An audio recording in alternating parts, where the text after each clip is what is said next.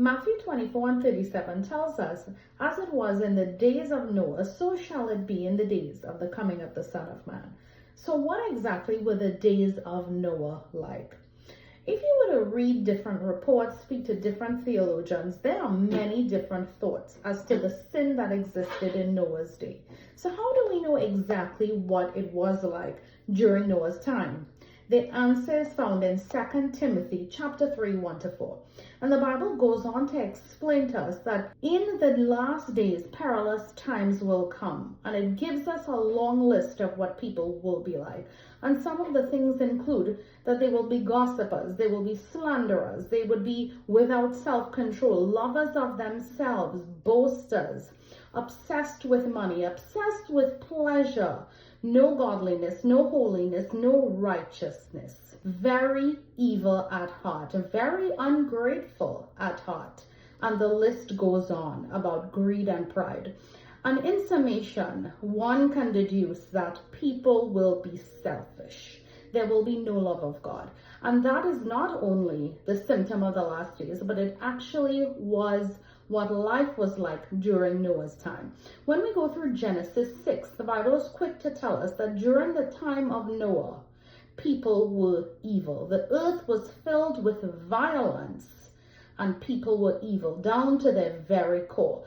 According to the Bible, the very thoughts and every thought of men were purely evil. Now this grieved the Father, and he chose to send the flood. Now, there's also a key component to the days of Noah based on Genesis 6 about the Nephilim. And the Nephilim, basically, they were the offspring of the fallen angels with men, with people.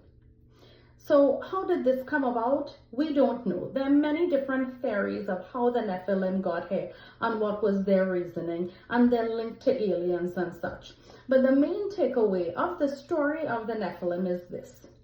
God's plan for salvation is only for mankind, and hence the reason the enemy saw it fit to try to move through mankind to corrupt the human DNA, and thus he would seal the corruption in hell. There would be no room for salvation because they were not purely human. That is one of the main reasons the enemy tried to infiltrate the line. And then also he would make sure that Jesus would not have come to the earth, because he would have obviously heard the prophecy in the Garden of Eden that Jesus would come through the seed of a woman.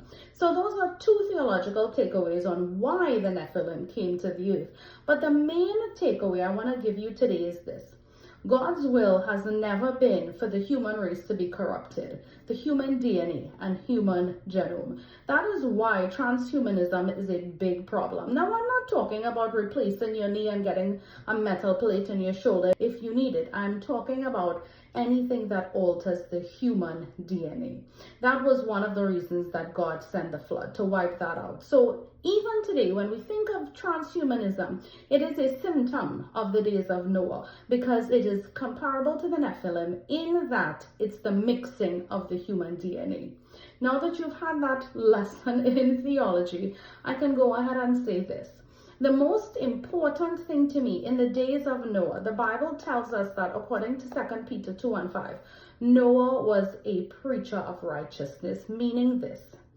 Even though everyone can choose to follow the enemy, even though everyone can fall away, the will of God for the believer is to stand firm on Christ, the foundation. Even if no one wants to listen, because no one listened to Noah. But yet the Bible told us he was a preacher of righteousness, meaning that even though no one was listening, he kept preaching.